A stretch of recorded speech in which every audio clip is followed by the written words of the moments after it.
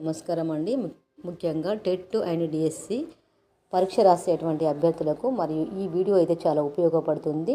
మరియు ప్రతి టెట్లో తప్పకుండా ప్రకృతి వికృతి అంటే ఏమిటి అనేది తప్పకుండా రావడం జరుగుతుంది.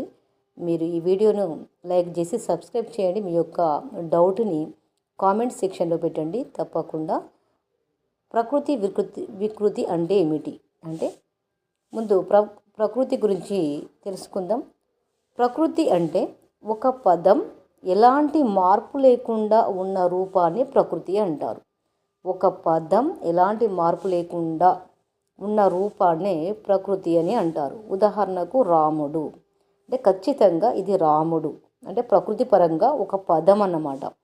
ఖచ్చితంగా ఇది రాముడు కాబట్టి ఎలాంటి మార్పు ప్రకృతిలో ఉండదు కాబట్టి దీనిని ప్రకృతి అని అంటారు. వికృతి అంటే ఏమిటి? వికృతి అంటే అదే పదానికి అంటే ఈ రాముని పదానికి అదే పదానికి అక్షర మార్పు శబ్ద మార్పు జరిగితే దానిని వికృతి అని అంటారు.